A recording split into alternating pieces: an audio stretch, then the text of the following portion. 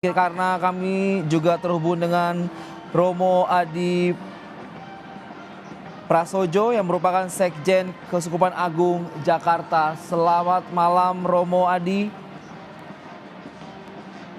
Selamat malam waktu Indonesia.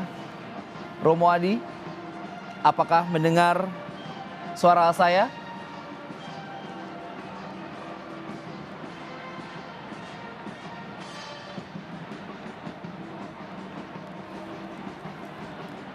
Romo Adi, boleh dibantu untuk unmute audionya karena kita terhubung dengan Zoom dengan Romo Adi Prasojo yang merupakan Sekjen Keuskupan Agung Jakarta. Halo.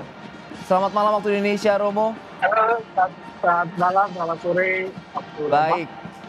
Bagaimana kondisi di sana yang Anda pantau terkait Paus Leo ke-14 yang memberi pesan perdamaian? Kebetulan kami tadi sudah di lapangan menunggu, tiba-tiba asap putih sudah keluar. Saya kira ini seperti yang diramalkan Kardinal Suarez bahwa konklah akan berlangsung cepat. Dan meskipun Paus Leo bukan termasuk calon favorit, tapi kami juga ini menjadi calon yang di dalam sakunya Paus Fransiskus.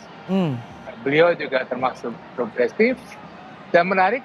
Beliau mengambil nama Paus Leo ke-14. Kita tahu Paus Leo ke-13 pada awal abad ini membuat dokumen yang sangat fundamental bagi gereja, khususnya gereja di dalam dunia, yaitu Rerum Novarum. Disitulah pertama kali sejarah sosial gereja diberi. Jadi kita bisa berharap, punya harapan banyak pada Paus Leo ke-14 ini untuk meneruskan keadilan gereja, terutama bagi mereka yang miskin, para pengungsi, mereka yang tersingkirkan dalam masyarakat, dan sebagainya. Romo, tadi dalam sambutan awal dan juga pesan perdamaian yang disampaikan oleh Paus Leo, ada istilah-istilah Lapace yang berarti perdamaian untuk dunia. Bisa dijelaskan lebih spesifik lagi, apa makna tersirat yang ingin disampaikan oleh Paus Leo? Beliau menyadari betapa pentingnya di dunia saat ini figur kebapaan bagi seluruh umat manusia.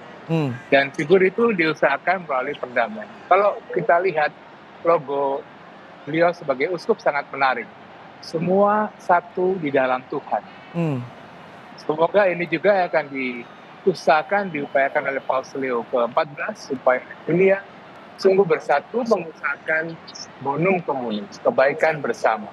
Kebaikan seluruh umat manusia, kebaikan seluruh lingkungan hidup, kebaikan seluruh alam semesta. Dan pengalaman Paus Leo bekerja bermisi di negara Peru yang melalui krisis pada zaman itu, rasanya bisa kita andalkan Paus Leo untuk bisa memimpin gereja di masa mendatang. Tadi kita sempat juga saya mengartikan sedikit-sedikit terkait gereja sebagai jembatan untuk masyarakat dunia. Hal tersebut apa yang bisa disampaikan oleh Romo? Melanjutkan apa yang dilakukan oleh Paus Fransiskus, menjadi jembatan antar negara, antar manusia, antar pribadi, agar perdamaian dunia semakin terwujud. Dan itu rupanya juga menjadi semangat besar, karena kalau boleh dikategorikan, Paus Leo ini termasuk Paus yang memiliki semangat terbuka, semangat moderat, liberal, juga mungkin bisa dikatakan cukup progresif. Dan rasanya dunia saat ini sangat membutuhkan figur sebagai figur beliau satu dan dunia. Romo, kita boleh bercerita beberapa hari sebelum akhirnya Paus Leo ini muncul di depan publik bahwa Romo Adi bersama rombongan Keuskupan Agung Jakarta tiba di Vatikan. Adakah cerita-cerita menarik sendiri terkait jelang-jelang sidang konklav kemarin? Boleh cerita, Romo? Ya, kami mendampingi Bapak Kardinal persiapan sampai masuk ke Jakarta Marta, lanjutkan proses tahun. Hmm. Memang, ayo kita tidak salah mengalami kita kembali ke belakang. Pokoknya di balik keyakinan itu apa yang terjadi sekarang ini ternyata bisa dijelaskan bahwa proses ini akan cepat dan itu mungkin disebabkan oleh konsensus para kardinal, lalu juga kemudian teknologi sekarang sehingga para kardinal bisa mengenal sesama kardinal satu sama lain lebih baik, lebih dekat, dan puji Tuhan bahwa Roh Kudus telah memberikan Paus yang baru, Paus Leo ke-14 bagi gereja dan bagi dunia. Romo, kita bertanya mengenai tugas Paus yang baru terpilih, yaitu Paus Leo ke-14 ini amat sangat cukup berat, di mana dinamika geopolitik di dunia ini tarik-menarik antara Barat dan Timur. Apa yang bisa ataupun kira-kira kegiatan yang nantinya awal-awal yang akan dilakukan oleh Paus Leo ke-14 ini? Kita belum tahu semua, kita menunggu dengan penuh harapan tindakan kebijakan yang akan diluncurkan oleh Paus Leo ke-14. Tapi kita boleh yakin dari pengalaman beliau sebagai uskup, tidak memimpin suatu distrik, departemen penting dan memimpin para uskup dari Amerika Latin. Pengalaman beliau di Peru, beliau saya kira sangat pasif dalam membaca analisa sosial, ekonomi dan politik. Beliau paham betul krisis dunia macam apa yang sedang berlangsung saat ini. Dan justru itulah kita membutuhkan gembala, membutuhkan bapak, membutuhkan figur bapak yang bisa merangkul semua umat manusia di atas segala perbedaan, di atas segala agama, di atas segala bangsa, nasionalisme, tapi untuk kepentingan sebagai bangsa manusia. Romo, kita tahu bahwa selama jelang sidang konklav ini banyak kandidat-kandidat yang diglorifikasikan seperti itu. Salah satunya dari kawasan Asia Tenggara itu dari Filipina seperti itu. Dan justru yang terpilih adalah dari yang tidak menjadi kandidat yang digembar-gemborkan di sosial media. Tanggapan ataupun respon dari Romo sendiri seperti apa? Itulah aspek misteri dari penyelenggaraan konklav ini di bawah penyelenggaraan ilahi.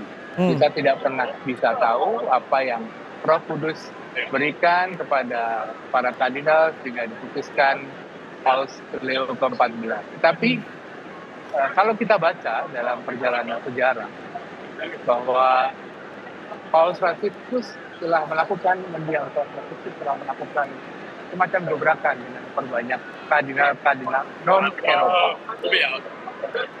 Awalnya pertanyaannya ini kardinal dari Eropa atau non-Eropa terpilih. Rupanya jalan yang disiapkan Paus Franciscus juga sejalan dengan yang realitas sekarang. Kardinal yang dipilih dari Amerika. Begitu. Kalau kardinal Asia mungkin kita masih butuh. Oke. Romo, ini saya melihat di belakang Romo ini warga masyarakat yang tadi berkumpul di lapangan Santo Petrus mulai berangsur-angsur meninggalkan lapangan. Bagaimana kondisi di sana, boleh ceritakan kepada kami, Romo? Ketika putih keluar, itu semua orang berbondong-bondong masuk ke dalam Basilika Santo Petrus dan sangat antusias. Meskipun ada banyak keamanan pos kamar yang sudah lalu. Ketika asap putih kita lihat, kemudian ada parade dari pasukan Swiss Guard, kemudian parade dari pasukan Italia. Jadi ada selebrasi kegembiraan yang ditampilkan sebelum Paus yang baru akhirnya muncul di balkon utama Vatikan.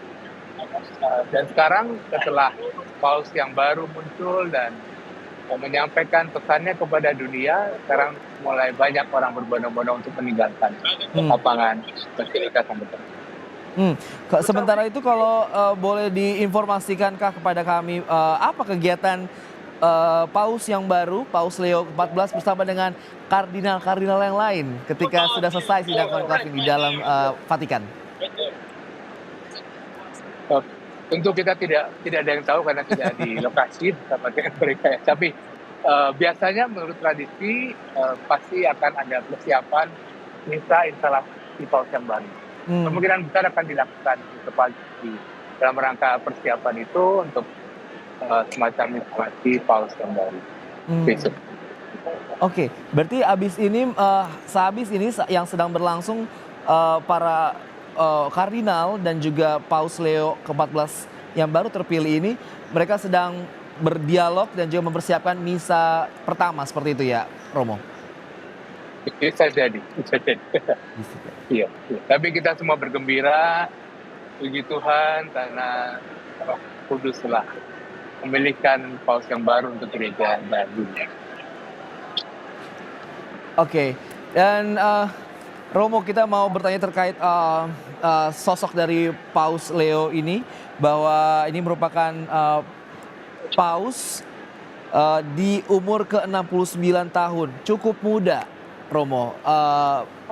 Apa yang bisa menjadi atau sorotan kita?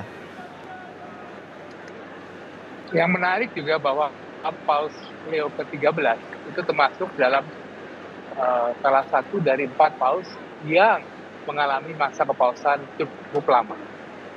Selain Yohanes Paulus kedua, lalu Paus sebelumnya, Paus Leo 13 ini masa kepemimpinannya cukup lama. Mungkin juga akan diemban juga oleh Paus Leo ke-14 karena usia beliau masih muda, usia 69 tahun. Kita tidak tahu bagaimana mungkin Roh Kudus bekerja di dalam ini.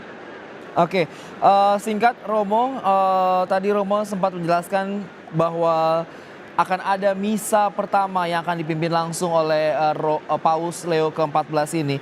Ini misa ini terbuka atau tertutup atau dilakukan di mana? Pasti dilakukan di Basilika Petrus, entah di basilikanya atau di lapangannya. Kita masih menunggu informasi dari kepausan, pasti akan segera disampaikan sebagai persiapan misa syukur bangkit. Oke, kalau berkaca dari sidang konklave dan juga hasil sidang dan serta paus yang baru terpilih juga akan pasti mengadakan misa pertama.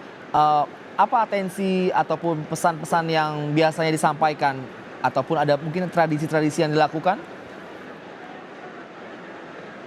Pasti Paus akan menyampaikan pesan kepada gereja dan dunia pada khotbah dan juga pada berkatnya nanti. Kita nantikan saja bersama apa yang menjadi pesan beliau.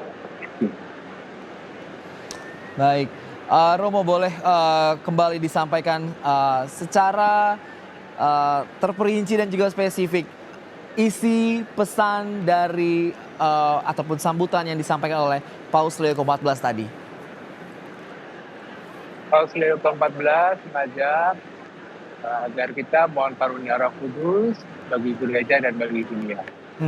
Semua dari umat Kristiani dipanggil untuk menjadi pembawa damai, bersatu membawa damai, berusaha untuk menjadi jembatan di mana segala sekat diatasi, segala tembok diruntuhkan untuk menyatukan dunia demi kesejahteraan bersama, demi bonum commun. Kurang lebih itu.